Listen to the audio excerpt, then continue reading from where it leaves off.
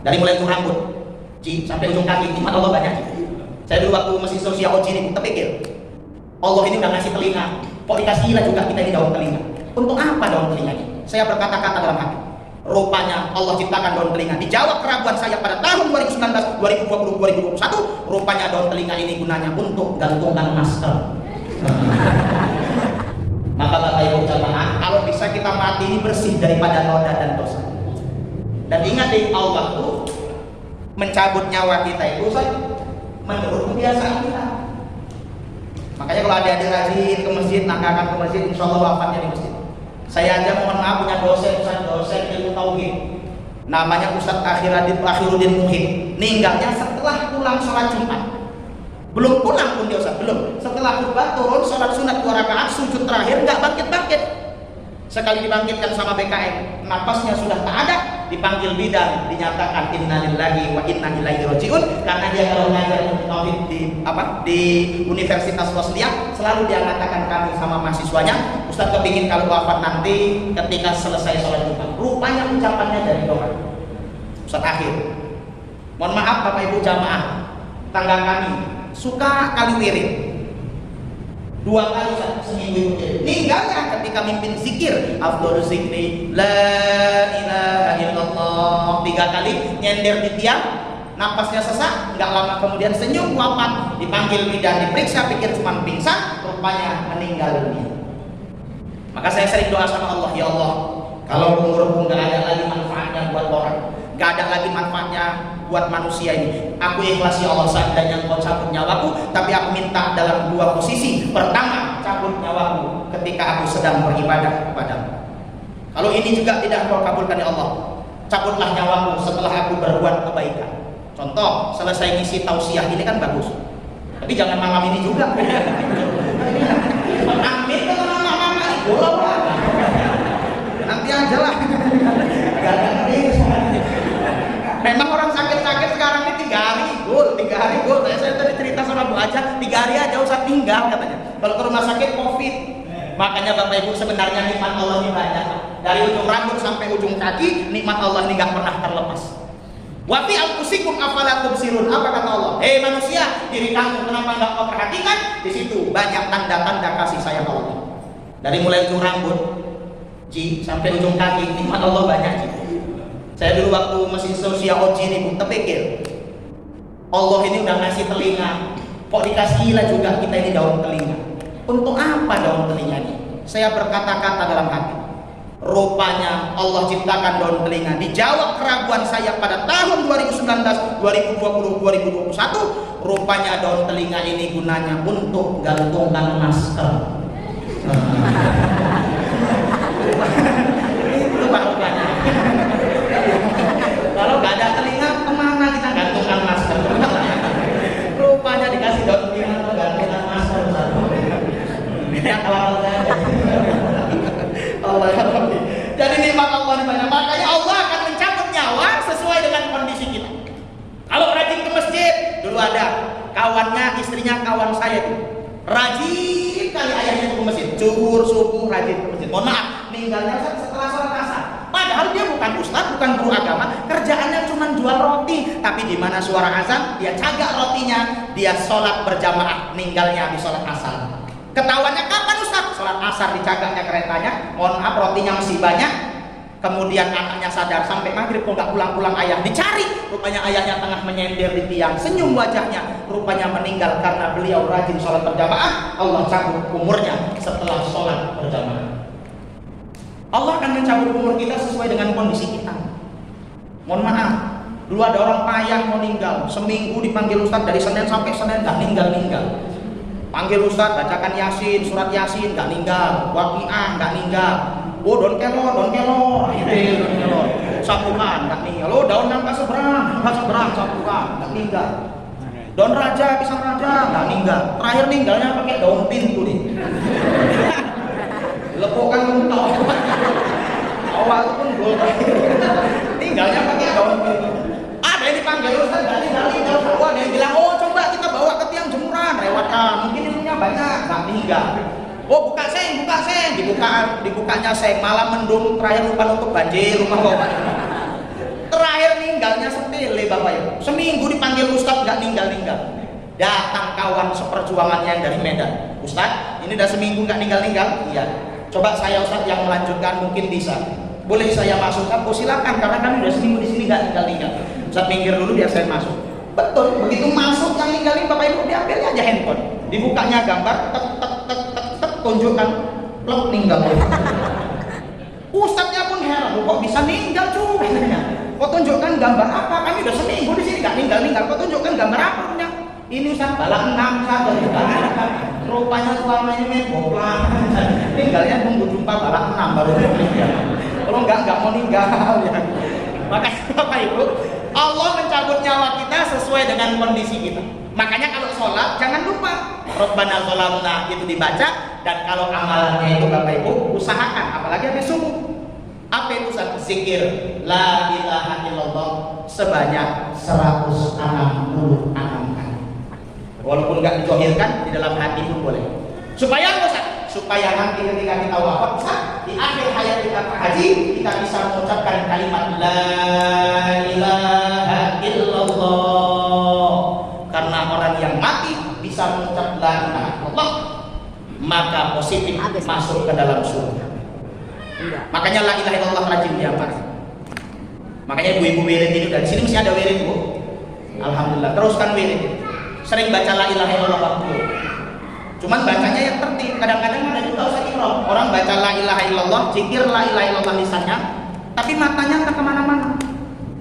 La ilaha illallah, la ilaha illallah. Gorden baru kaki dia. La ilaha langsur, iya langsur sama siapa? Itu sama bukan itu langsur. La ilaha illallah. Ada model gitu. Ada yang zikir la ilaha illallah tapi bolak-balik tengok hijab aja. La ilaha illallah. Jam 4 kaki ya. La illallah. Jam berapa siapnya? Ada. Ada yang model la ilaha illallah sambil kipas-kipas. La ilaha illallah. Sungguh kaki ya. Yang punya rumah kipas anginnya nggak keluar ya kan? Ada. Ada yang bawa anak. La ilaha illallah. Nanya bandel seperti kok jangan bandel. Illallah. Ada ustaz ngaji sambil ikram malu. Jumat depan nggak bawa kampus kau. Terakhir gaduh mana gara-gara pilih. Ini kadang bibirnya la ilaha illallah tapi mohon maaf apa itu Ustaz? Lisannya la ilaha illallah, terkadang hatinya jauh daripada mengingat Allah. Makanya la ilaha illallah kata guru saya, kalau 166 kali diyakini, maka ketika jatuh ke dalam hati bisa menghancurkan penyakit hati. Mana dia penyakit hati? Ustaz, ujub, sum'ah, riya, hasad, iri, dengki. Itulah ciri-ciri penyakit hati yang bisa diobati hanya dengan kalimat la ilaha illallah, tidak ada Tuhan selain Allah. Oh gitu Ustaz ya. Iblis ditampakkan dari surga tadi, kenapa Ustaz? Karena dia merasa sombong. Makanya adik-adik, kalau hari ini ada orang yang mengaku ibadah, jangan sombong. Kami para ustaz-ustaz ini belum tentu lebih baik daripada orang-orang di luar sana. Bisa yang di luar itu nanti lebih baik daripada kami, daripada kita. Maka minta istiqomah sama Allah supaya tetap bisa melanjutkan ibadah kepada Allah. Dalam Qur'anul Nasihin ada orang alim masuk neraka, pelacur masuk surga. Aneh itu. Dalam Qur'anul Nasihin nanti di akhir cerita Ustaz ini sangat banyak orang-orang alim bisa masuk neraka. Orang pun terkejutnya cecek ke akhirat ini. Ada orang nanya, bang, apa? Itu awak itu dulu rajin sholat bang. Lah kok bisa masuk neraka ya bang? Yuk kita datangi ya bu. Jangan, neraka itu panas karena uapnya aja kok nggak tahan. Dari jauh aja kita panggil. Ayolah bang, panggil bu dari jauh. Wah, wah, wah, katanya apa? Kata bapak itu. Wah, dulu rajin sholat kok bisa masuk neraka? Udah diem mulutmu katanya. Panas aku nahankan ini katanya. Gak usah ikut campur lah katanya. Tapi wawan dulu ahli sholat, kenapa bisa masuk neraka? Aku dulu ahli sholat, ahli ibadah, tapi di dalam hatiku ada sebesar biji sawi. Aku merasa sombong, aku merasa ibadahku paling paten. Aku melihat orang yang belum mau ibadah sepele, rupanya kesombonganku inilah yang membuat diriku diseret untuk masuk neraka. Oh, hati-hati kita. Kalau hari ini kita, kamu tuh bilang-bilang lah. Kan gue pikir tuh lunduk atau kelelap aja. Ulangi boy. Ulangi sekali lagi, biar nggak apa kali lah.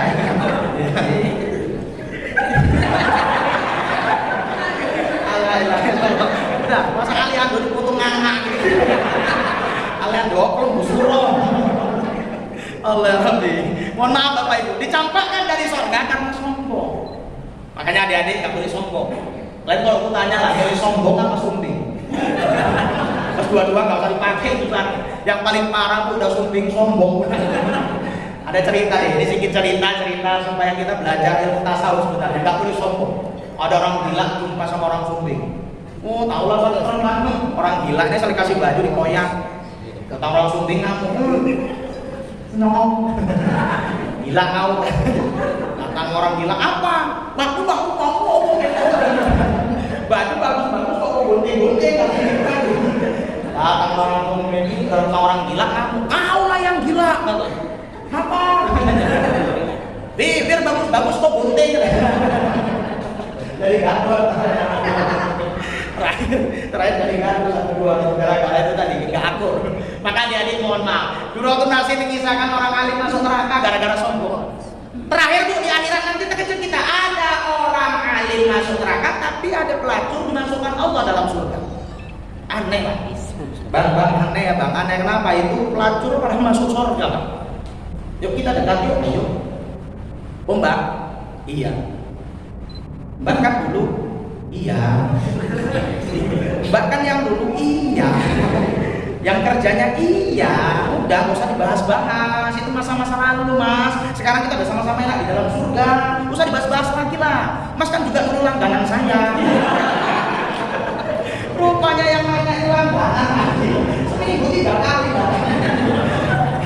Lah kok bisa mbak masuk surga? Gimana ceritanya? Ini waktu itu tak cemana aku kerja, rupanya kerja ditokohi. Aku bukan kerja rumah makan, tapi aku disuruh kerja hal-hal yang negatif. Rupanya waktu aku mengerjakan maksiat, aku pulang agak sedikit malam. Waktu itu malam 10 Muharram, lewatlah malam 11-nya di masjid apa itu? Masjid apa ini?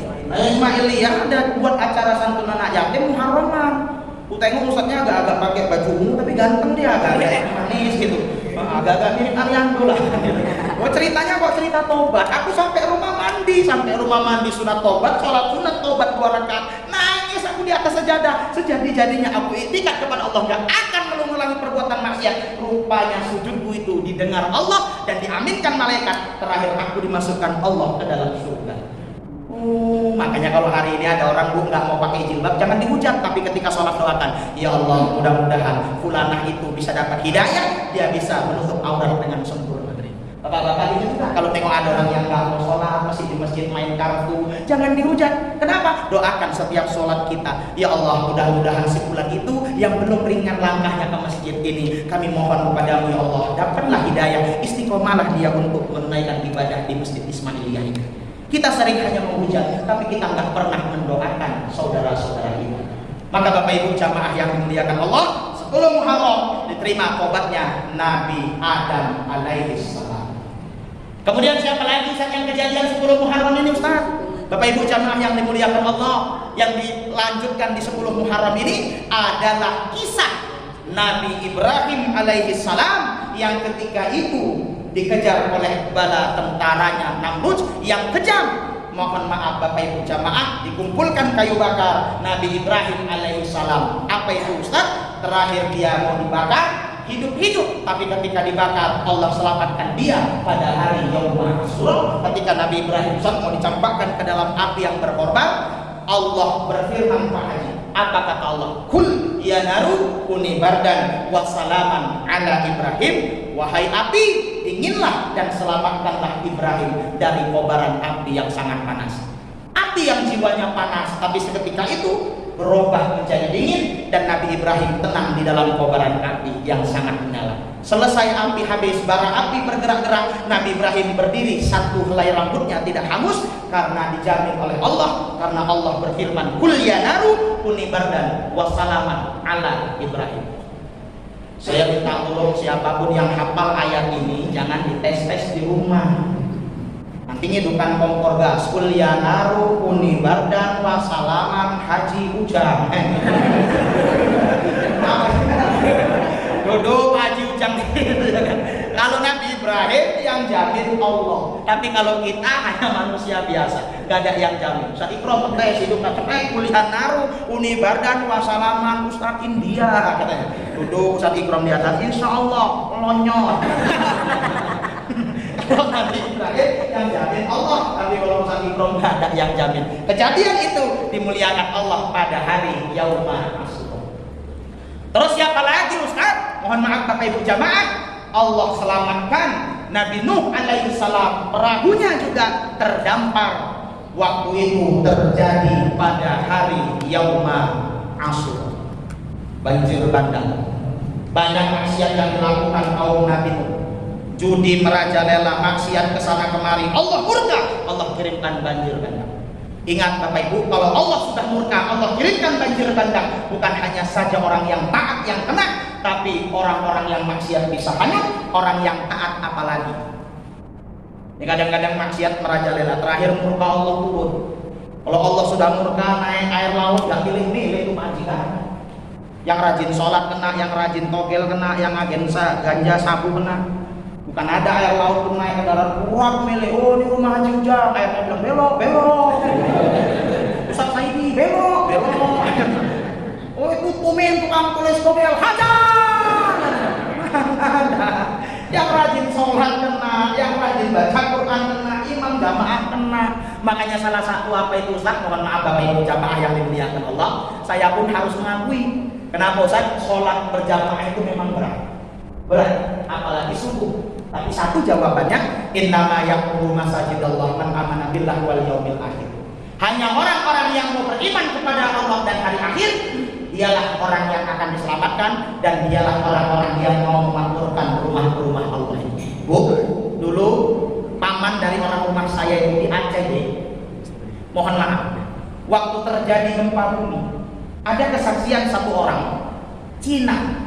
Orang Cina ini mohon maaf Bapak Ibu melihat masjid Baitur Rahman tetap kokoh. Tapi waktu di Aceh Ustaz, mohon maaf, semua rumah rata dengan air. Persaksian orang China melihat Bapak Ibu masjid Baitur Rahman itu bisa selamat, seakan-akan diangkat oleh orang berjubah putih. Itu yang bawa cerita paman orang rumah. Buat orang rumah, mohon maaf, buat orang rumah di Aceh. Masjid Baitur Rahman itu diangkat, seakan-akan diangkat oleh orang berjubah putih. Orang semua habis rumah, orang Cina itu menyaksikan masuk ke dalam masjid Baitur Rahman, padahal dia bukan Islam, tapi disaksikan ada orang berjubah putih, wajahnya nggak kelihatan. Masjid Baitur Rahman itu diangkat, sebahu orang itu, orang Cina itu ikut masuk. Satu orang, namanya waktu itu kalau nggak silap Tang Obeng. Tang Obeng. Rupanya kawannya itu ikut-ikutan Pak, namanya Cui Langseng. Masuk juga si Cui Langseng ini tadi, masuk ke dalam. Ya sedikit-sedikit harus mandi lah bahasa-bahasa daerah lain. Cina, Kang Obeng, Cui Langseng. Kemudian ada lagi bahasa India. Bahasa India ada lewat lagi bahasa Jepangnya. Oh, bahasa Jepangnya gajah naik sepeda. Ada? Tahu kan? Gajah naik sepeda, tahu bahasa India apa bahasa Jepangnya?